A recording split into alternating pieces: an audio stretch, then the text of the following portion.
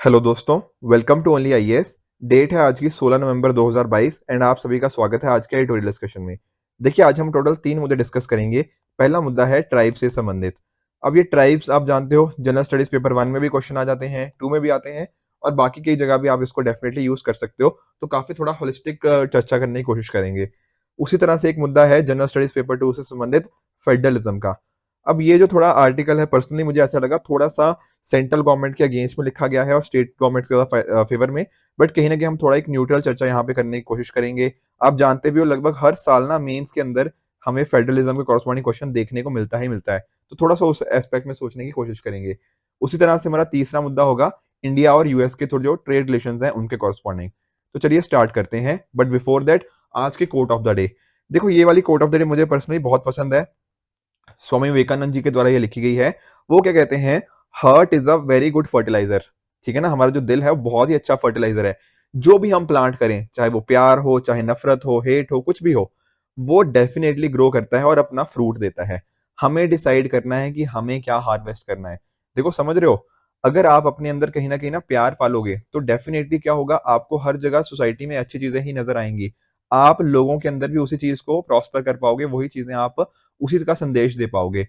पर कहीं ना कहीं अगर आपके अंदर नफरत है, अगर आप उसी नफरत को ही आगे करना चाहते हो, तो आप फिर पूरी दुनिया के साथ ही नफरत करते रहोगे। तो उस तरह से ना हमारा जो दिल होता है बहुत ही अच्छा फर्टिलाइजर होता है, ऐसा कहना है स्वामी विवेकानंद जी का। आज के टाइम पे आप देख भी सकते हो, बहुत सारे ऐसे एग्जाम्पल्स हैं। कई बार जैसे कई जगह रॉयट्स हो गया, हेट स्पीच हमें देखने को मिल जाती है आजकल ना। इलेक्शंस के टाइम पे भी आप देख रहे हो कितनी हेट स्पीच जैसी चीजें हमें देखने को मिलती हैं। आपस में कम्युनलिज्म रिगार्डिंग इश्यूज, लोग धर्म के नाम पर, जातियों के नाम पर, ठीक है ना, कम्युनिज्म रिलीजन की बात करते हैं। बट अदरवाइज देखो, इंटरकास्ट डिस्प्यूट्स वगैरह भी बहुत ज्यादा हमें देखने को मिल रहे हैं। ये क्या है कि हमने ना अपने अंदर थोड़ी नफरत हो गया, ये सारी चीजें पाल रखी हैं। तो जरूरत क्या है, हमें अपने ना जो देखो, अब हमारे जो फ्रीडम फाइटर्स थे, उन्होंने कितना सबको साथ में लेके चले हैं। ठीक है, तो उनसे हम थोड़ी इंस्पिरेशन लें। उन्होंने अपने अंदर हमेशा, और लोगों के अंदर भी एक प्यार की भावना, ठीक है ना, उनकी भावना जगाने की कोशिश करी। एंड उसी बेसिस के ऊपर वो पूरी दुनिया के अंदर इसको स्प्रेड कर पाए। ठीक है, हम आप देख सकते हो, भक्ति सेंट्स को देख सकते हो, सूफी सेंट्स को देख सकते हो। ठीक है, गुरु नानक देव जी हो गए, संत कबीर जी हो गए। ठीक है, तो इन्होंने कितने अच्छे मैसेज दिए यहाँ, जहां पर सबकी इक्वालिटी की बात करी। हमारा प्रियम्बल भी कहीं ना कहीं इसी डायरेक्शन में हमें ले जाने की कोशिश कर रहा है। तो ये सारी चीजें आई एम वेरी श्योर कि आप इस कोड को डेफिनेटली अपने आंसर्स में यूज कर सकते हो। एसेस के अंदर तो देखो डेफिनेटली ना इनका यूज किया जा सकता है। कंक्लूजन के अंदर ना एक आप लेकर चल सकते हो कि हमने एज अ सोसाइटी डिसाइड करना है किस डायरेक्शन में जाना है। तो काफी बार कंक्लूड आप इस तरह के कोड से कर सकते हो, जो कि एक बहुत ही अच्छा इंपैक्टफुल कंक्लूजन में आ जाएगा। ठीक है, एसेस के अंदर खासकर मैं आपको ये चीज बता रहा हूँ। राइट, तो स्टार्ट करते हैं हमारे पहले एडिटोरियल से, जो है main streaming tribals in India. जैसा कि मैंने आपको बताया, जीएस पेपर 1 के साथ आप इसको रिलेट कर सकते हो। अब देखो ना, इंडिया की ना, आप जानते हो एक बहुत ही इंपॉर्टेंट चीज है, what is that? Unity in diversity. अब इस डाइवर्सिटी का ही, यही इंडिया की सबसे बड़ी पहचान है कि इतनी डाइवर्स है। उस डाइवर्सिटी की एक डाइवर्सिटी ये भी है कि इंडिया में अलग अलग तरह के ट्राइबल्स हमें देखने को मिलते हैं। और अगर आप देखोगे तो नियरली 8.6% इंडिया की जो पॉपुलेशन है ना, ये लगभग ना 10 करोड़ नंबर आसपास आता है। ठीक है, 10 करोड़ के आसपास लोग हमें ट्राइबल्स देखने को मिलते हैं। तो देखो, इनके कॉरस्पॉन्डिंग इश्यूज डेफिनेटली इंडिपेंडेंस के टाइम या उससे पहले से भी हमें देखने को मिल जाते हैं। ब्रिटिशर्स के टाइम पर भी बहुत ट्राइबल रिवोल्ट्स हमें देखने को मिले। फिर जब इंडिया इंडिपेंडेंट हो गया तो उस टाइम पे भी आप बात करें पंडित जवाहरलाल नेहरू जी, उनके सामने भी बहुत सारे चैलेंजेस थे कि इनकी रिगार्डिंग पॉलिसीज हम किस तरह की बनाई जाए। क्या इनको मेन स्ट्रीम में शामिल कर ले बिल्कुल, या इनको बिल्कुल आइसोलेट कर दें। ठीक है ना, उस टाइम की इस तरह की चर्चा बहुत होती थी। तो नेहरू जी ने क्या डिसाइड किया, एक तरह का ट्राइबल पंचशील लेके आने का, कि इनका ना, इनकी डेवलपमेंट भी करें, बट कहीं ना कहीं इनका जो कल्चर है हम उसको भी प्रोटेक्ट करके चलें। ठीक है, तो वो एक काफी हमने उस डायरेक्शन में काम किया। बट देखो, आज के टाइम पर भी ना हमें बहुत सारे चैलेंजेस देखने को मिल जाते हैं। काफी बार क्या हुआ है कि एक तरह का ना डेवलपमेंट डिवाइड आ गया है। किस तरह का डेवलपमेंट डिवाइड? कि देखो, बाकी जगह पे बहुत ज्यादा डेवलपमेंट हो रही है, ट्राइबल एरियाज के अंदर डेवलपमेंट नहीं हो रही। और एक रीजन ये भी है, हमें लगता है कि हम डेवलपमेंट के चक्कर में इनके कल्चर को तो नहीं इम्पैक्ट कर रहे। तो एक बहुत ही ना केयरफुल बैलेंस बनाने की जरूरत होती है। आजकल आप देख भी रहे हो कि नए नए ना इंफ्रास्ट्रक्चर प्रोजेक्ट हो गया, डैम हो गया, माइनिंग हो गया, इस तरह की चीजें बन रही है। उस वजह से क्या हो रहा है, इनके राइट्स डिग्रेड हो रहे हैं। तो काफी एक कंफ्यूजन वाली सिचुएशन आ जाती है कि इनके जो इश्यूज हैं हम उनको किस तरह से लेके चलें। तो हमें जरूरत क्या है, एक तरह की मल्टी प्रोंग स्ट्रेटजी की, अलग अलग स्टेक होल्डर इसके साथ में आए ताकि इनके करॉस्पॉन्डिंग हम सोल्यूशंस को लेकर आ पाए। ठीक है ना, आप देख सकते हो संविधान के अंदर भी हमें बहुत सारी चीजें देखने को मिलती हैं। जैसे आप देखते हो फिफ्थ शेड्यूल, जो टीएसी हो गया, ट्राइबल एडवाइजरी काउंसिल, इसके थ्रू बनाई जा रही है। बेसिकली क्या कर रहे हैं, कुछ हद तक हम इनको ऑटोनॉमी देने की कोशिश कर रहे हैं, राइट। तो इवन ऑल्दो हमारे यहाँ पे कॉन्स्टिट्यूशन के अंदर डिफाइंड नहीं है एग्जैक्टली शेड्यूल ट्राइब, तो ये भी थोड़ा एक इशू बनता है। बट अदरवाइज बहुत सारी चीजें, जैसे फॉर एग्जाम्पल आर्टिकल 15(4) हो गया, इनके लिए अलग से हमने स्पेशल प्रोविजंस बना रखी हैं, जो अलग अलग तरह का हम अफर्मेटिव एक्शन देते हैं, तो वो हो गया। उसके साथ ही साथ आर्टिकल 29 माइनॉरिटीज की प्रोटेक्शन की बात करता है, जिसके माइनॉरिटीज के अंदर हम शेड्यूल ट्राइब को भी इंक्लूड करते हैं। उसी तरह से डीपीएसपी हमारा जो director principle of state policies, उसका आर्टिकल 46 बोलता है कि स्टेट कुछ एफर्ट्स लेगी इन वीकर सेक्शन के इंटरेस्ट को प्रमोट करने के लिए। एंड यही कहीं ना कहीं हमारे जो आर्टिकल 15 हो गया, आर्टिकल 16 के अंदर जो क्लॉज 4 हो गया, 16 क्लॉज 4 हो गया, वहां पर हमें ये चीजें देखने को भी मिलती हैं, ठीक है ना। आर्टिकल 315 की लैंग्वेज प्रोटेक्शन की बात करता है, राइट। तो उसी तरह से चाहे आप देख लीजिए लोकसभा के अंदर, चाहे आप स्टेट लेजिस्लेटिव के कॉरस्पॉन्डिंग, यहाँ पर इनकी सीट्स भी रिजर्व होती हैं, ठीक है ना। कुछ पर्टिकुलर कॉन्स्टिट्यूएंसीज इनके लिए अलग से रिजर्व कर दी जाती हैं। पंचायत के अंदर भी रिजर्वेशन हमें देखने को मिलती है आर्टिकल 243 के कॉरस्पॉन्डिंग। तो हमारे संविधान है ना, बहुत सारी चीजें यहाँ पे इनको करने की कोशिश की है, ताकि इनका कल्चर हम कहीं ना कहीं प्रोटेक्ट कर पाए, ठीक है। कुछ स्पेशल फंडिंग भी इनको प्रोवाइड करी जाती है आर्टिकल 275 के कॉरस्पॉन्डिंग। पर इसके साथ ही साथ देखो, गवर्नमेंट ने कुछ नए नए इनिशिएटिव्स भी लेकर आ रखे हैं, जैसे for example Eklavya model residential school.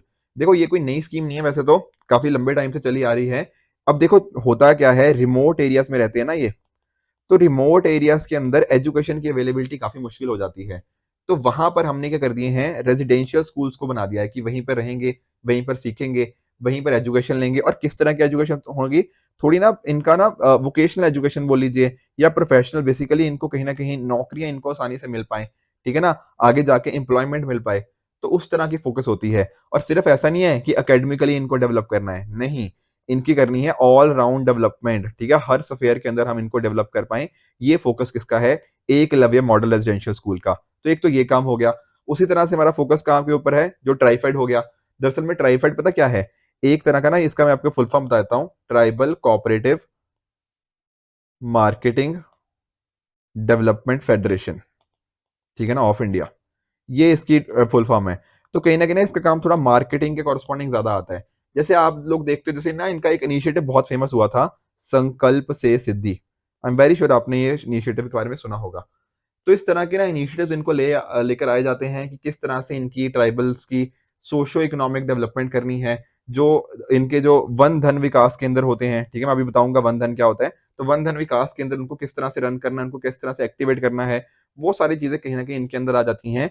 Basically क्या है, एक तरह की मार्केटिंग डेवलपमेंट फेडरेशन है, जो holistic development, socio economic development के रिगार्डिंग काम करती है। उसी तरह से हमने जो इनके स्कूल्स हैं उनको डिजिटली ट्रांसफॉर्म करने की बात करी गई है, तो ये भी हो गया। यहाँ पे देखो प्रधानमंत्री वन धन योजना, अब ये देखो वर्ड क्या है, वन धन। वन क्या होता है, फॉरेस्ट, ठीक है। धन क्या होता है, वेल्थ। तो देखो फॉरेस्ट के अंदर भी क्या छुपी हुई है, वेल्थ छुपी हुई है। इनके पास भी देखो, जो ट्राइबल्स होते हैं अलग अलग तरह के इनके पास स्किल्स होते हैं, इनके पास ट्रेडिशनल नॉलेज, ठीक है ना, जो सदियों से चली आई हुई नॉलेज है, वो भी तो कितनी ज्यादा इंपॉर्टेंट होती है। तो हम इनको ना बहुत अच्छे से यूटिलाइज कर सकते हैं। तो यहीं पर ना जो फॉरेस्ट की वेल्थ है, जो वन धन है, उसको कैसे यूज करें, उसके बेसिस पे इनको किस तरह की एम्प्लॉयमेंट प्रोवाइड करी जाए, तो ये सारी चीजें यहाँ पर सोची जाती हैं। जैसे हमने ना, हम किसानों को क्या देते हैं, एमएसपी देते हैं ना, मिनिमम सपोर्ट प्राइस। उसी तरह से जो ट्राइबल होते हैं उनका क्या होता है, माइनर फॉरेस्ट प्रोड्यूस, एमएफपी, जो अलग अलग इनको वहां पे फॉरेस्ट के अंदर इनको मिलता है एमएफपी, उसके कॉरस्पॉन्डिंग भी हमने एमएसपी देना शुरू किया हुआ है। तो ताकि ना ये जो इनका जो ट्राइबल नॉलेज है या ट्रेडिशनल नॉलेज है, ये जो फॉरेस्ट की वेल्थ है, ये जो वन धन है, इसको हम अच्छे से यूज कर पाए, ये हो गया वन धन योजना के अंदर। उसी तरह से हम ना जो पीवीटीजीज है, पर्टिकुलरली वनरेबल ट्राइबल ग्रुप्स, ठीक है, ये लिखा है डेवलपमेंट ऑफ पीवीटीजीज। देखो वैसे तो देखो ट्राइबल्स जो है ना, वो काफी हद तक ना, एज इन इकोनॉमिकली बात कर रहा हूँ, थोड़े बैकवर्ड है, ठीक है ना, इकोनॉमिकली बोल रहा हूँ, वैसे नहीं, इकोनॉमिकली बैकवर्ड है, ठीक है। इनके पास अच्छे स्किल्स नहीं होती, अच्छी चीजें नहीं पहुंच पाई। पर क्या सारे के सारे ट्राइबल्स बैकवर्ड हैं, द आंसर इज नहीं। कुछ ऐसे होते हैं ट्राइबल ग्रुप्स जो बहुत ही ज्यादा बैकवर्ड हैं, उनको हम क्या बोल देते हैं, पर्टिकुलरली वल्नरेबल ट्राइबल ग्रुप्स। मतलब इनके पास जो टेक्नोलॉजी है वो भी पुरानी चल रही है, इनकी पॉपुलेशन काफी ज्यादा कम हो चुकी है, ठीक है ना, इनके जो चेंजेस हैं वो कम आ रहे हैं, कोई प्रॉपर लैंग्वेज भी नहीं है यहाँ पे, काफी दूसरी दुनिया से, बाकी लोगों से बेसिकली आइसोलेटेड रहते हैं, अलग से रहते हैं। तो इनकी ना डेवलपमेंट बहुत ज्यादा पीछे चल रही है। उनको हमने क्या नाम दे दिया, पर्टिकुलरली वल्नरेबल ट्राइबल ग्रुप्स। दरअसल मैं आपको थोड़ा सा अगर मैं हिस्ट्री में बताऊं, तो एक ना हमने दीवार कमीशन बनाया था 1973 के अंदर। तो इन्होंने दीवार कमीशन ने क्या बोला, इन्होंने एक ना पीटीजी करके बोला, particularly sorry primitive tribal group करके था। तो इन्होंने प्रिमिटिव ट्राइबल ग्रुप करके बोला, बाद में हमने उसका नाम चेंज कर दिया पर्टिकुलरली वल्नरेबल ट्राइबल ग्रुप। आप सिर्फ इतना समझो कि ट्राइबल ग्रुप्स के अंदर भी ना कुछ ऐसे ट्राइबल्स हैं जो बहुत ही ज्यादा पिछड़े हुए हैं, हमने उनका नाम क्या कर दिया, private sorry particularly vulnerable tribal groups. India में अप्रोक्सीमेटली 75 के आसपास इनका हमने नंबर दिया हुआ है, और करंटली मतलब अप्रोक्सीमेटली ना जो 13 हैं वो हमें उड़ीसा के अंदर सबसे ज्यादा देखने को मिल जाते हैं। ठीक है, तो ये सारे इश्यूज हमने समझने की कोशिश करी कि क्या क्या गवर्नमेंट इनिशिएटिव ले रही है इनकी डेवलपमेंट के लिए, तो इस तरह से इनके इनिशिएटिव्स थे। पर देखो चैलेंजेस तो फिर भी रहेंगे, ठीक है ना। कुछ चैलेंजेस हम देख लेते हैं ट्राइबल्स के कॉरस्पॉन्डिंग। पहला हो गया एजुकेशन इनइक्वालिटी। गवर्नमेंट स्टेप्स ले रही है, एकलव्य मॉडल रेजिडेंशियल स्कूल बनाए हैं, हमने डिजिटली इनको करने की कोशिश करी हुई है, पर फिर भी ट्राइबल एरियाज के अंदर, चाहे वो जोग्राफिकल कंडीशंस की तरफ देख लो, क्योंकि थोड़ा सा मान लो ना जंगलों में रह रहे हैं, तो वहां स्कूल खोलना थोड़ा मुश्किल हो गया, इनकी रिमोटनेस हो गया, ठीक है ना, वहां तक पहुंचना मुश्किल है, पॉपुलेशन बड़ी कम है। तो ये सारे इश्यूज कहीं ना कहीं रहते ही हैं। बाकी ट्राइबल कम्युनिटीज देखो, माइग्रेंट्स जो होते हैं वो भी काफी सारे इसके अंदर होते हैं। तो अगर वो अपने पेरेंट्स के साथ एज अ माइग्रेंट जाएंगे तो स्कूल से ड्रॉप आउट हो जाते हैं। तो इस तरह के इश्यूज देखने को मिलते हैं। बाकी देखो आप, कहीं ना कहीं जो ट्राइब्स होते हैं, मैंने क्या डेवलपमेंट में पीछे है थोड़ा, ठीक है, तो पुअर होंगे, पॉवर्टी होगी, यहाँ पे गरीबी होगी। तो गरीबी होगी तो क्या बच्चे स्कूल जा पाएंगे? नहीं जा पाएंगे। उनको सोचा जाएगा कि आप भी काम पे लगो, ठीक है, चाइल्ड लेबर जैसी सिचुएशन आ सकती है। तो वो चीज एक मेजर चैलेंज बन के आया इकोनॉमिक सॉरी एजुकेशनल इनइक्वालिटी के कॉरस्पॉन्डिंग। उसी तरह से आ जाता है वुमेन का डिक्लाइनिंग स्टेटस। देखो आप सभी जानते हो कि वुमेन की ना स्पेशल नीड्स होती हैं, ठीक है ना, उनकी हेल्थ नीड्स होती हैं। पर कहीं ना कहीं जब हम देख रहे हैं कि आज के टाइम पे क्लाइमेट चेंज जैसी सिचुएशन आ रही है, या फिर हम कहीं ना कहीं जंगलों को काटते जा रहे हैं, तो ट्राइबल वुमेन के ऊपर ना इसका बहुत ही नेगेटिव इम्पैक्ट यहाँ पे देखने को मिल रहा है। और उनकी हेल्थ हो गया, उनका न्यूट्रिशन हो गया, इन सभी को बहुत ही नेगेटिव इम्पैक्ट यहाँ पे देखने को मिला है। बाकी एक बहुत मेजर मुद्दा है, वो है डिस्प्लेसमेंट का। देखो अक्सर ना यूपीएससी में मेंस के अंदर, एसएस के अंदर भी ये चीज पूछी गई है, या जनरल स्टडीज पेपर 3 के अंदर भी, कि एक तो होती है डेवलपमेंट, ठीक है, और एक होता है डिस्प्लेसमेंट। ठीक है, डेवलपमेंट किसकी हो रही है? जैसे डैम बना दिया या कुछ इस तरह से और कुछ कुछ नई चीजें कर दी, जैसे नेशनल पार्क बना दिया, वाइल्ड लाइफ सेंचुरी बना दी। इस तरह की जब चीजें करते हैं तो कई बार क्या होता है, इनको अपने घर छोड़ के कहीं पर और जाना पड़ता है, तो इनकी क्या हो जाती है, डिस्प्लेसमेंट। इनको वहां से शिफ्ट कर दिया था कि आप कहीं और चल जाओ। पर क्या घर को शिफ्ट करना इतना आसान है? नहीं। ये देखो फिर इनके कॉरस्पॉन्डिंग ना, इनका जहां पे घर था, ओरिजिनल घर था, वहां पर अपना कुछ एक काम करते होंगे, ये अपने काम से भी गए, ठीक है, फिर कहीं और जगह जाके इनको एग्रीकल्चर लेबरल की तरह काम करना पड़ सकता है। ठीक है, हो सकता है ये अपने जो परिवार वालों से थोड़ा बिछड़ जाएं। अपनी पहले पूरी कम्युनिटी इकट्ठे रहती थी, अब कुछ लोग कहीं रह रहे हैं, कुछ लोग कहीं रह रहे हैं। तो एक तरह का मेंटल ट्रॉमा भी इनको फेस करना पड़ सकता है, थोड़ा साइकोलॉजिकल इश्यूज भी आ सकते हैं। तो ये सारे इश्यूज यहाँ पे देखने को मिल जाते हैं। जैसे देखो कान्हा टाइगर रिजर्व हमें देखने को मिलता है कहाँ पर, मध्य प्रदेश के कॉरस्पॉन्डिंग। तो यहाँ पर भी हमें देखने को मिला कि जो बाइगा कम्युनिटी थी, ठीक है, गौंड कम्युनिटी, ये काफी सारे लोग ना वहां से एविक्ट हो गए थे जब कान्हा टाइगर रिजर्व बनाया था। तो इस तरह से जब भी नेशनल पार्क हो गया, wildlife sanctuary, eco park बनाए जाते हैं, तो बहुत सारे लोग डिस्प्लेस हो जाते हैं अपने ओरिजिनल होम से, ठीक है ना। अब देख लो छोटा नागपुर हो गया, उड़ीसा, वेस्ट बंगाल, मध्य प्रदेश, इन पर्टिकुलर स्टेट्स के अंदर सबसे ज्यादा नेगेटिव इम्पैक्ट यहाँ पे देखने को मिला है।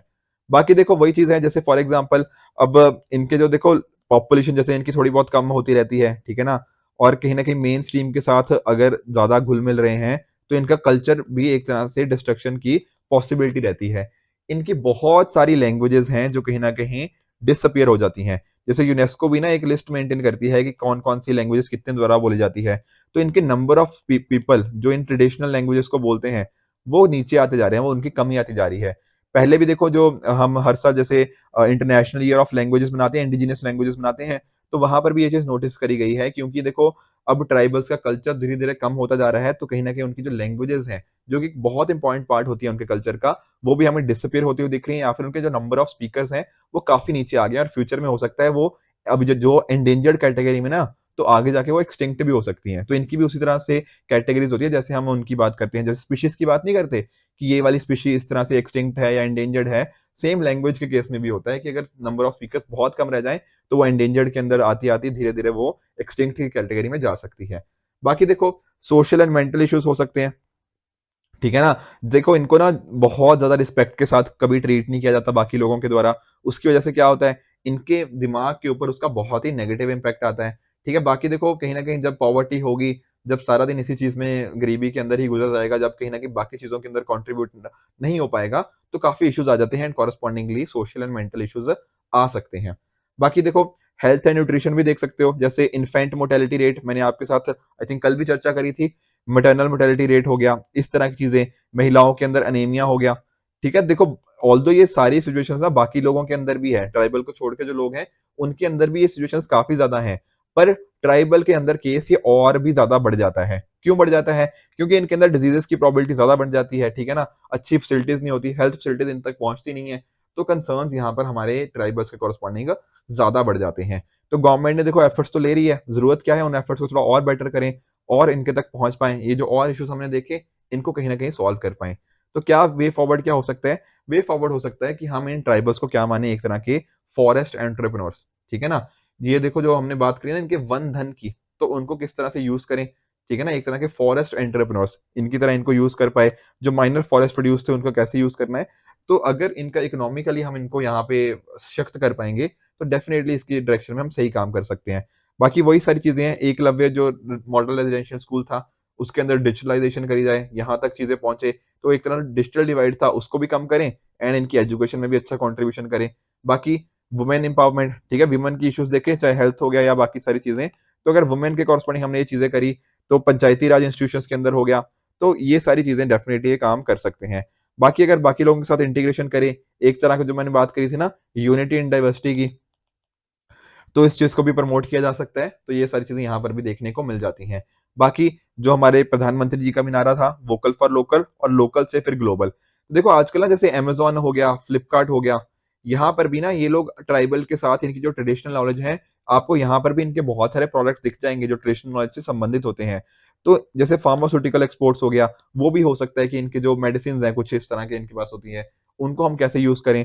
तो हमारे जो ये लोकल लोग हैं, ठीक है, ये जो ट्राइबल लोग हैं, उनके जो स्किल्स हैं या फिर उनकी जो सदियों से चली आई नॉलेज है, हम किस तरह से उसको पूरी दुनिया तक पहुंचा सकते हैं, वहां पर ये चीज ना हेल्प कर सकती है इनकी सिचुएशन को और भी बेहतर करने में। ठीक है ना, तो काफी एक्सटेंसिवली हमने डिस्कस किया ट्राइबल का मुद्दा, देखो रीजन बीइंग की ना काफी इंपॉर्टेंट टॉपिक है, हम एक्सपेक्टिंग कि ये क्वेश्चन ना आज बार बार आता रहता है, तो इसलिए हमने इसको थोड़ा डिटेल में जाना, सारे एफर्ट्स हमने कोशिश करी कि सारे एस्पेक्ट्स हम इसमें कवर कर पाए। ठीक है जी, तो ये था पहला मुद्दा। चलते हैं दूसरे मुद्दे की तरफ, जो क्या है फेडरलिज्म के संबंधित। ठीक है, देखो ये वाले मुद्दे ना फेडरलिज्म आजकल भी चल रहे हैं, एक दो साल पहले भी अक्सर ये चलते ही रहते हैं, और इसको आप जीएस पेपर 2 के इस कंपोनेंट के साथ रिलेट कर सकते हो। देखो एक तो होती है जैसे हमारी सेंट्रल गवर्नमेंट, करंटली आप जानते हो भारतीय जनता पार्टी या फिर अदर से एनडीए की गवर्नमेंट है, काफी कन्फ्लिक्ट्स आ जाते हैं सेंटर स्टेट गवर्नमेंट के साथ, ठीक है ना। तो यहाँ पे राइटर उसी तरह से बात कर रहे हैं, तो यहाँ राइटर का पता क्या मानना है, राइटर का ये मानना है कि देखो स्टेट्स की भी अपनी कुछ इंडिपेंडेंस होती है, ये स्टेट्स को भी ना अपने हिसाब से कुछ कुछ एफर्ट काम करने चाहिए, पर सेंटर क्या कर रही है यहाँ पर, इंटरफेरेंस कर रही है, ऐसा राइटर का मानना है। ठीक है, तो देखते हैं ऐसा क्या लग रहा है राइटर को, क्यों ऐसा इंटरफेरेंस का सोच रहे हैं, कि ऐसा क्यों कर रहे हैं। देखो आप सभी जानते हो कि हम क्या बात करते हैं कोऑपरेटिव फेडरलिज्म की, जैसे नीति आयोग हो गया ना, नीति आयोग में दोनों चीजें होती हैं, कोऑपरेशन का एस्पेक्ट भी है और एक तरह का आपस में हेल्दी कंपटीशन की भी बात करते हैं, तो कॉम्पिटिटिव फेडरलिज्म भी हमें देखने को मिलता है, कोऑपरेटिव भी, जहां सभी साथ में मिलकर काम करें ताकि पूरा देश डेवलप हो। कंपटीशन मतलब एक दूसरे के साथ कंपीट करें, हेल्दी कंपटीशन हो ताकि सब आगे बढ़ पाए, ठीक है, तो इस तरह के एस्पेक्ट होते हैं। पर यहाँ पर राइटर बहुत बोल रहे हैं कि जब से एनडीए गवर्नमेंट आई है, ठीक है ना, तब से ये जो कोऑपरेटिव एस्पेक्ट है ना, ये थोड़ा पीछे चला गया है। ऐसा क्यों लग रहा है? देखा ऐसा इनको इसलिए लग रहा है कि जब आए ना, जब नए प्रधानमंत्री आए 2014 में, तो तब ऐसा लगा कि नहीं, इनकी स्पीचेस के अंदर ऐसा लग रहा था कि ये स्टेट्स को काफी एम्पावर करेंगे, वो स्टेट्स की इकोनॉमी के फेवर में है। बट और इनफैक्ट ना हमने जब प्लानिंग कमीशन, आप जानते हो प्लानिंग कमीशन क्या था, प्लानिंग कमीशन एक तरह की टॉप डाउन अप्रोच थी, जहां पर ऊपर डिसीजन लिए जाते थे, ठीक है ना, मैं समझाता हूँ। टॉप डाउन अप्रोच का मतलब क्या है, डिसीजन ऊपर लोग ले लेते हैं और नीचे वाले लोगों को बोलते हैं कि अब तुम इनको इस तरह से इंप्लीमेंट कर दो। पर देखो बेहतर सिचुएशन क्या होती है, बेहतर सिचुएशन ये होती है, ये जो नीचे वाले लोग हैं ना, ये जो लोकल लोग हैं, इनको अपनी प्रॉब्लम्स का ज्यादा बढ़िया से पता है, इनको अपनी सोल्यूशंस का भी पता है, तो ये अगर ऊपर तक पहुंचाए ना कि हमारी ये दिक्कतें हैं, इसको इस तरह से सॉल्व करो, तो उसको क्या बोल देते हैं, बॉटम अप अप्रोच। और ये काफी हेल्पफुल सिचुएशन हो सकती है। ठीक है, टॉप डाउन के अंदर कई बार ना गड़बड़ होने के चांसेस ज्यादा रहते हैं, पर बॉटम अप के अंदर क्योंकि लोकल लोगों के आपने इनपुट्स दिए हुए हैं, तो ज्यादा वो बेनिफिशियल हो जाते हैं। तो यहाँ पर जब कहते हैं कि 2014 में ये गवर्नमेंट आई, तो इन्होंने भी यही कोशिश करी पहले कि हम बॉटम अप अप्रोच को ज़्यादा तवज्जो देंगे, जहाँ पर लोकल लोगों की ज़्यादा सुनी जाएगी, बेसिकली स्टेट्स की ज़्यादा सुनी जाएगी एज़ कम्पेयर टू सेंटर। और जब हमने प्लानिंग कमीशन को रिप्लेस किया किसके साथ? नीति आयोग के साथ, तब यही सोचा गया कि ऐसी चीज़ होगी। पर ऐसा राइटर को लग रहा है कि आजकल जो गवर्नमेंट कर रही है, वो इसके अगेंस्ट है। ठीक है ना? एक तरह का one size fits all approach हो गई है, ठीक है ना? ऐसा प्लानिंग कमीशन के टाइम बोला जाता था, नीति आयोग ने इसको हटाने की कोशिश करी, पर तब भी ऐसा बोल रहे हैं राइटर कि ये चीज़ नहीं हट पाई। क्यों ऐसा क्यों लग रहा है? उसको देख लेते हैं। जैसे फॉर एग्ज़ाम्पल यहाँ पे देखिए कि एक सेकंड, यहाँ पे देखिए, आप जानते हो फाइनेंस कमीशन के बारे में। अब फाइनेंस कमीशन ना, आप थोड़ा सा मैं बता देता हूँ। फाइनेंस कमीशन हमारा आता है आर्टिकल 280 इंडियन कॉन्स्टिट्यूशन के अंदर। यहाँ पर देखा जाता है कि किस तरह से जो भी मतलब ना किस तरह से हमें जो टैक्स रेवेन्यू है, वो टैक्स रेवेन्यू किस तरह से शेयर होगा, किसके बीच में? सेंटर के बीच में, स्टेट्स के बीच में। ये क्या करता है? इस तरह से फाइनेंस कमीशन रिकमेंड करता है। किसको रिकमेंड करता है? ठीक है ना? एक तरह से इसकी रिकमेंडेशंस दी जाती हैं प्रेसिडेंट साहब को।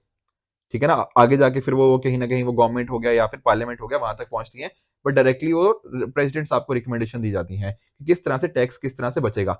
देखो, आप समझने की कोशिश करो, पैसा किसके पास आ रहा है? सेंटर के पास। पर जो बहुत सारे काम है, जैसे हेल्थ हो गया या इस तरह की चीजें, वो किसके अंदर है? उनके खर्चा किसको करना पड़ता है? स्टेट्स को। तो पैसा किसके पास है? सेंटर के पास। पर खर्चा किसको करना है? स्टेट्स को। तो कहीं ना कहीं ये जो सेंटर का पैसा है, वो बटेगा, बटना चाहिए ना सेंटर और स्टेट्स के बीच में। बिल्कुल बटना चाहिए, ताकि स्टेट्स भी खर्चा अच्छे से कर पाए। तो जनरली पता क्या होता है, ये फाइनेंस कमीशन ना अपनी कुछ रिकमेंडेशंस देती हैं, मतलब सुझाव देती हैं कुछ। ठीक है सर, सुझाव तो देती हैं।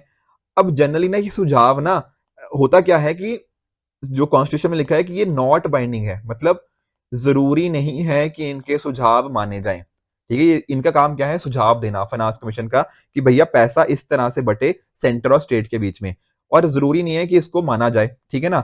पर जनरली पता क्या होता है? जनरली यही होता है कि ये जो जो भी सुझाव ये देते हैं, जो भी अपनी रिकमेंडेशन देते हैं, हम उनको मान लेते हैं। पर ये वाली जो प्रथा थी ना, ये अब टूट चुकी है। क्यों टूट चुकी है? कि जो 15th फाइनेंस कमीशन था, इसने कुछ रिकमेंडेशन दी थी, पर हमारी सरकार ने, बेसिकली सेंट्रल गवर्नमेंट ने क्या किया, उन रिकमेंडेशन को, उनमें से कुछ रिकमेंडेशन को नहीं माना। ऐसी कौन सी रिकमेंडेशन थी? देखो, जैसे मान लो ना 2019-20 में सरकार, सेंटर ने स्टेट गवर्नमेंट को कुछ पैसा दिया। ठीक है? फिर अगला साल आया 2020-21, यहां पर भी कुछ पैसा दिया होगा। अब हुआ क्या था, जो तीन स्टेट्स थी ना, उनको 2020-21 में कम पैसा मिल रहा था एज कम्पेयर टू पिछले साल। मतलब कि अगले साल जो पैसा मिल रहा था 2020-21 में, वो पिछले साल के कंपैरिजन में कम पैसा मिल रहा था। पर जनरली होना तो उल्टा चाहिए ना, कि आपको पैसा ज्यादा मिले पिछले साल के कंपैरिजन में। तो फाइनेंस कमीशन की ये रिकमेंडेशन थी कि इस साल भी इनको भी ज्यादा पैसा दे दो, कोई दिक्कत नहीं है।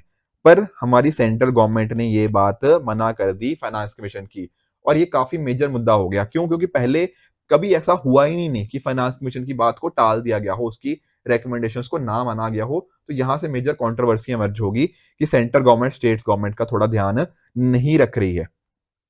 बाकी देखो, न्यूट्रिशन की एक रिकमेंडेशन थी फाइनेंस कमीशन की, सेंट्रल गवर्नमेंट ने उसको भी नहीं माना।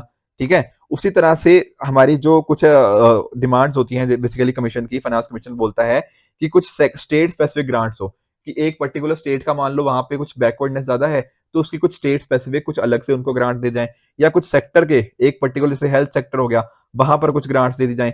तो यहाँ पर भी इनको भी सेंट्रल गवर्नमेंट के द्वारा एक्सेप्ट नहीं किया गया। तो देखो, फाइनेंस कमीशन को ना एक बैलेंसिंग व्हील माना जाता है। ये अब सारी चीजें ना बैलेंस करके चलता है। किसकी बैलेंसिंग व्हील? किसका? फिस्कल फेडरलिज्म का।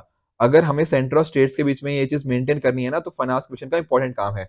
पर अगर सेंट्रल गवर्नमेंट, जो हमारी यूनियन गवर्नमेंट है, इन बातों को नहीं मानेगी, तो क्या होगा? ये जो व्हील है, ये अच्छे से काम करेगा क्या? नहीं करेगा। नहीं करेगा। सेंटर और स्टेट्स के बीच में डिस्प्यूट आएंगे या नहीं आएंगे? बिल्कुल आएंगे। और यही बात यहाँ पे राइटर बोल रहे हैं। इसी तरह से देखो, एक टर्म होता है क्या? Of budget borrowing. थोड़ा सा ये वाला पॉइंट ना, थोड़ा सा राइटर ने थोड़ा कॉन्ट्रोवर्शियल लिखा है, मैं बताता हूँ कैसे। देखो, ऑफ बजट बोरोइंग का पहले मैं थोड़ा सा मीनिंग समझा देता हूँ जिनको नहीं पता। ऑफ बजट बोरोइंग का बहुत ही सिंपल सा मीनिंग होता है। मान लो जैसे हमारी सेंट्रल गवर्नमेंट है, इनको ना पैसा रेज करना है, इनको पैसा बोरो करना है। ठीक है? अब बोरो करेंगे तो क्या दिखेगा? तो दिखेगा ना कि भैया इन्होंने इतना कर्जा ले लिया। अब कई बार क्या होता है ना, सेंट्रल गवर्नमेंट खुद कर्जा नहीं लेती, तो क्या होता है सर, ये अपने जो पब्लिक सेक्टर अंडरटेकिंग, जो पीएसयूज होते हैं, उनको बोलती है कि तुम कर्जा ले लो। तो देखो, कर्जा लिया किसने? पीएसयू ने। सेंट्रल गवर्नमेंट ने लिया? नहीं। पर पीएसयू को ओन कौन करता है, कौन इसका मालिक कौन है इन पीएसयू का, गवर्नमेंट। तो टेक्निकली पैसा किसने बोरो किया है, वो सेंट्रल गवर्नमेंट ने ही किया है। ये इस तरह की चीजें करी जाती हैं ताकि ना ये दिखाएं ऐसा कि हमारा कर्जा कम है सेंट्रल गवर्नमेंट, पर दरअसल में कर्जा तो उसका ज्यादा है ना, क्योंकि उसने पीएसयू वाले का थोड़ा अलग से तरीका बस बदल दिया। समझ रहे हो, कान बस ऐसे घुमा के पकड़ लिया, बस तरीका है आपका ही कर्जा वो। ठीक है, तो ये सारी चीजें कहीं ना कहीं हमें देखने को मिलती हैं ऑफ बजट बोरिंग के कॉरस्पॉन्डिंग। अब देखो, अब यहाँ पर क्या हुआ है, ये सेम चीज ना सेंट्रल गवर्नमेंट भी कर सकती है, स्टेट गवर्नमेंट भी कर सकती है, ऑफ बजट बोरिंग। पर ये काफी ना गलत टेक्निक मानी जाती है कि ऑफ बजट बोरिंग टेक्निकली नहीं होनी चाहिए, क्योंकि आप छुपा रहे हो एक तरह से। अब देखो, स्टेट गवर्नमेंट को भी ना FRBM act, physical responsibility budget management act के अंदर बोला गया था कि आप कितना पैसा रेज कर सकते हो, आप कितना पैसा बोरो कर सकते हो, इसकी एक लिमिट है जो कि डिपेंड करती है जीडीपी। बेसिकली स्टेट का ना ग्रॉस स्टेट डोमेस्टिक प्रोडक्ट होता है, उसके कॉरस्पॉन्डिंग एक लिमिट दे रखी है। अब सेंट्रल गवर्नमेंट ने पता क्या किया, सेंट्रल गवर्नमेंट ने बोला कि जो स्टेट गवर्नमेंट को, कि आपकी जो ऑफ बजट बोरिंग होगी ना, जो आप कहीं ना कहीं अपनी जो पीएसयूज वगैरह से बोरो कर रहे हो, उनके थ्रू बोरो कर रहे हो, वो आपके, जब हम एफआरबीएम के टारगेट्स देखेंगे, उसके अंदर इंक्लूड किए जाएंगे। तो एक तरह से हुआ पता क्या है, यहां पर सेंटर ने स्टेट की ऑटोनॉमी खत्म करने की कोशिश करी गई है। ठीक है, ऑल दो कुछ लोग बोलेंगे कि ये अच्छा स्टेप है क्योंकि ऑफ बजट बोरिंग खत्म करने की बात करी जा रही है, पर कहीं ना कहीं यहाँ पे जो राइटर है वो इसको इस एस्पेक्ट में सोच रहे हैं कि सेंटर ने स्टेट्स की पावर यहाँ पे कम कर दी है, कि वो अपनी ऑफ बजट बोरिंग को शो अलग से नहीं कर सकते, एज इनको उनको अपने टोटल बोरिंग के अंदर ही इसको इंक्लूड करना पड़ेगा। अब दिक्कत पता क्या है, दिक्कत ये है कि सेंट्रल गवर्नमेंट भी ये चीज करती है, सेंट्रल गवर्नमेंट भी तो ऑफ बजट बोरिंग करती है, स्टेट गवर्नमेंट भी करती है। और सेंट्रल गवर्नमेंट जब बोरो करती है ऑफ बजट के, तो पता क्यों करती है, रेवेन्यू एक्सपेंडिचर के लिए, मतलब रोजमर्रा के खर्चे, किसी को सैलरी देनी हो, किसी को पेंशन देनी हो, उस चीजों के लिए करती है। अब इनका ना कोई लॉन्ग टर्म में ज्यादा अच्छा बेनिफिट नहीं है, किसी को सैलरी किसी को पेंशन देना लॉन्ग टर्म में कोई बेनिफिट नहीं है। पर जब स्टेट गवर्नमेंट करती है इस तरह से ऑफ बजट बोरिंग, तो जनरली ऐसा देखा गया है कि वो वहां पे ना कुछ इन्वेस्टमेंट कर रही है, कुछ वहां पे सड़क बना रही है, कुछ इस तरह की चीजें, यहाँ पर इनका लॉन्ग टर्म बेनिफिट बहुत ज्यादा है। तो देखो, ऑफ बजट बोरिंग है बुरी चीज, पर स्टेट गवर्नमेंट जनरली किसके लिए करती है, कुछ अच्छी चीज के लिए। पर सेंट्रल गवर्नमेंट किसके लिए कर रही है, कुछ बुरी चीज नहीं बोलूंगा, कोई ज्यादा ऐसे लॉन्ग टर्म उसका इंपैक्ट नहीं है। तो यहां पर देखो, जब सेंट्रल गवर्नमेंट स्टेट गवर्नमेंट को ऐसे बोल रही है कि आप ऑफ बजटिंग मत करो, तो कहीं ना कहीं उसको अपने अंदर भी देख के देखना पड़ेगा ना कि हम क्या कर रहे हैं। तो ये यहाँ पे राइटर का इस तरह से पॉइंट है। ठीक है ना, तो कहीं ना कहीं यहाँ बोल रहे हैं कि financially central government state government को थोड़ा ज्यादा प्रेशराइज कर रही है। ये सारी चीजें जब सेंट्रल गवर्नमेंट अपने ऊपर कर रही है, स्टेट गवर्नमेंट को इस तरह से बोल रही है, काफी अनजस्टिफाइड हो जाता है। काफी देखो कॉम्प्लेक्स वर्ड्स के अंदर समझाने की कोशिश करी है, मैंने कोशिश करी है कि आपको थोड़ा सिंप्लीफाइड भाषा में समझाऊं। अगर आपको ये सारी टर्म्स क्लियर ना रेवेन्यू एक्सपेंडिचर, तो आप आसानी से समझ जाओगे। उसी तरह से देखो, यहाँ पे राइटर एक और बात बोल रहे हैं, वो क्या बोल रहे हैं, सरचार्ज और सेस की। देखो, जैसे एक होता है टैक्स, एक होता है टैक्स के ऊपर टैक्स, जैसे टैक्स ऑन टैक्स बोलते हैं ना, टैक्स के ऊपर टैक्स लगाना, वो होता है क्या, ये तो सेस भी बोल सकते हो उसको, सरचार्ज। जब किसी वो एक पर्टिकुलर पर्पस के लिए लगाया जाए, जैसे आपने सुना होगा ना, स्वच्छ भारत सेस, यहां से जो पैसा कलेक्ट किया जाएगा वो सिर्फ और सिर्फ कहां लगाया जाएगा, सिर्फ स्वच्छ भारत के अंदर लगाया जाएगा। उसको क्या बोलते हैं, सेस, जब कोई एक स्पेसिफिक पर्पस के लिए हो। जब स्पेसिफिक पर्पस के लिए ना हो तो उसको बोलते हैं सरचार्ज। अब बात पता क्या है, पिछले कुछ सालों की अगर आप देखोगे ना, तो जो सेंट्रल गवर्नमेंट का जो पैसा है, बेसिकली सॉरी, जो टैक्स है, बेसिकली टैक्स शेयर के अंदर हमें सरचार्ज और सेस का प्रपोर्शन बढ़ते हुए देखने को मिल रहा है। मतलब क्या, कि गवर्नमेंट जो है वो सरचार्ज और सेस को ज्यादा लगा रही है। तो सर उससे क्या दिक्कत, उससे दिक्कत ये है कि जो सेस और सरचार्ज होता है ना, ये वाला पैसा सेंटर गवर्नमेंट को शेयर करने की जरूरत नहीं है स्टेट गवर्नमेंट को। तो अगर सेंटर गवर्नमेंट ना सेस और सरचार्ज से पैसा कमाती है, तो वो सिर्फ और सिर्फ सेंटर के पास ही रहेगा, उसको जरूरत नहीं है कि वो स्टेट गवर्नमेंट के साथ शेयर करे। तो यहाँ पर हो क्या रहा है, सेंटर अपने पास ज्यादा पैसा रख पा रही है, स्टेट गवर्नमेंट को पैसा कम जा रहा है। ये सारी चीजें क्या दिखा रही हैं, ये सारी चीजें ये दिखा रही हैं कि सेंट्रल गवर्नमेंट अपने पास ज्यादा पैसा रख रही है, स्टेट गवर्नमेंट के पास पैसा कम देगी। तो अकॉर्डिंगली कॉन्फ्लिक्ट इनके बीच में आएंगे, नहीं आएंगे, बिल्कुल आएंगे। तो ये सारे इश्यूज यहाँ पे राइटर बात कर रहे हैं। ठीक है ना, इनको अच्छे से पैसा वगैरह नहीं दिया जाता, यही सारी बात कर रहे हैं। कंट्रोलर ऑडिटर जनरल कैग ने भी इस तरह से ऑब्जर्व किया हुआ था कि किस तरह से ना वो पैसा जो सेस और सरचार्ज से आता है वो बढ़ता जा रहा है। अकॉर्डिंगली सेंट्रल गवर्नमेंट के पास पैसा बढ़ रहा है, बट स्टेट गवर्नमेंट के कॉरस्पॉन्डिंग पैसा कम हो रहा है। उसी तरह से एक होती है सेंट्रली स्पॉन्सर्ड स्कीम्स। यहाँ पर क्या होता है, देखो पैसा सेंट्रल गवर्नमेंट भी देती है, स्टेट गवर्नमेंट भी देती है। अब यहाँ पर हो क्या रहा है कि जितना पैसा पहले सेंट्रल गवर्नमेंट ना पैसा ज्यादा देती थी, स्टेट गवर्नमेंट पैसा कम देती थी किसी स्कीम्स को रन करने के लिए जो सीएसएस के अंदर आए। पर अब हो क्या गया है, सेंट्रल गवर्नमेंट अब पैसा कम कर रही है अपना देना, उस वजह से स्टेट गवर्नमेंट को खर्चा ज्यादा करना पड़ रहा है इन सेंट्रली स्पॉन्सर्ड स्कीम्स को चलाने के लिए। तो यहाँ पर स्टेट्स का खर्चा ज्यादा हो गया। तो देखो हो क्या रहा है, टेक्निकली जो राइटर बात की कर रहे हैं कि स्टेट्स के पास आप पैसा दे नहीं रहे हो और स्टेट्स का खर्चा बढ़ाते जा रहे हो, ये गलत चीज है।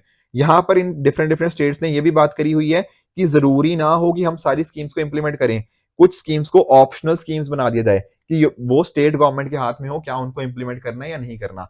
पर ये रेकमेंडेशन भी ना थोड़ा यहाँ पे भी इंप्लीमेंटेशन ज्यादा नहीं हुई है, उसकी वजह से यहाँ पे दिक्कत आई है। उसी तरह से और भी दिक्कत है, जैसे आप जानते हो जो 3 फार्म लॉस थे, अब तो देखो इनको हटा दिया गया, अब तो काफी टाइम हो भी गया हटाए हुए।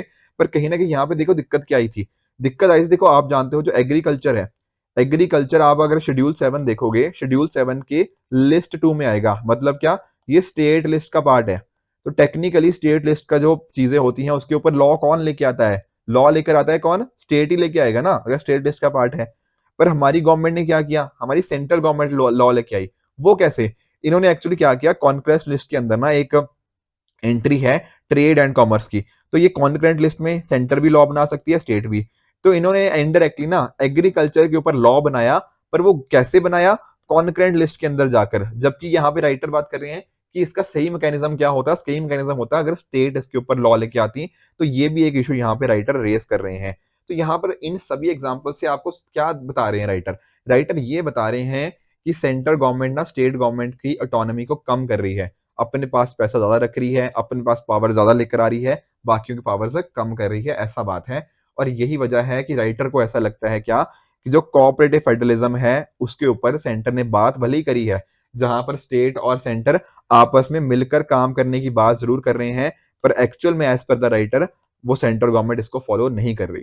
ठीक है ना, मैं समझ पा रहा हूँ, देखो काफी ना थोड़ा सेंटर के अगेंस्ट इन्होंने बात करी है, ऐसा नहीं है कि बिल्कुल ही इस तरह से मूव करें, बट कहीं ना कहीं आपके पास दोनों साइड के आर्गुमेंट्स होने चाहिए। बहुत सारी चीजें देखो इन्होंने पॉजिटिव भी करी हैं, आप नीति आयोग के अंदर देख लो, आप जीएसटी काउंसिल देख लो, वहां पर सभी का रोल आता है ना। तो इस तरह से ऐसा नहीं है कि सेंटर बिल्कुल ही कोऑपरेटिव फेडरलिज्म के अंदर गई है, पर राइटर ने ऐसा पॉइंट लिखा है, बिल्कुल ही वन साइडेड कह सकते हैं, या फिर इन्होंने काफी सेंटर को यहाँ पे क्रिटिसाइज किया है। बट हमें दोनों साइड्स के थोड़े थोड़े पॉइंट्स पता होने चाहिए कि किस तरह से कुछ एस्पेक्ट्स में कोऑपरेटिव फेडरलिज्म देखने को मिल भी रहा है, पर कई जगह सेंटर और स्टेट्स के बीच में इश्यूज भी देखने को मिले हैं, जिन्होंने इस तरह के इश्यूज को रेज भी किया है। ठीक है ना, थोड़ा डिफिकल्ट आर्टिकल था, थोड़ा लंबा आर्टिकल भी था, बट आई होप कहीं ना कहीं आपको समझ पाए होंगे। अगर आपका थोड़ा ना, ये देखो आप यहाँ पे आपको पॉलिटी भी देखा, आपने इकोनॉमी भी देखा, तो इस तरह से अगर आपको ये चीजें पता होंगी ना, तो आर्टिकल समझने में ज्यादा दिक्कत नहीं आएगी। और आपको भी यही इंश्योर करना है कि आप जब चीजें पढ़ो या जैसे भी करो, ठीक है ना, तो मल्टी डायमेंशनल एस्पेक्ट को इंक्लूड करो, जैसा कि इस आर्टिकल के अंदर था।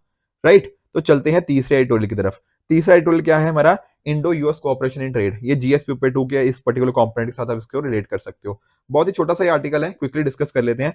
देखो आप जानते भी हो ये इंडिया के फाइनेंस मिनिस्टर है, ठीक है ना, ये वहां की जो ट्रेजर सेक्रेटरी है जेनेट येलन, ये अभी इंडिया पे विजिट पे आई थी। ठीक है ना, तो इन्होंने जो बात करी है वो ये बात करी है कि इंडिया और जो यूएस है इनके बीच का जो आपस में रिश्ता है वो काफी इंपॉर्टेंट रिश्ता है। ठीक है ना, आप जानते हो इंडिया जो एशिया की थर्ड लार्जेस्ट इकोनॉमी है, ठीक है ना, और अमेरिका के एक इंपॉर्टेंट पार्टनर भी है। तो दोनों के बीच में यहाँ पे रिलेशंस इस तरह से इंप्रूव हुए हैं और आने वाले टाइम में भी इंप्रूव होने की जरूरत है।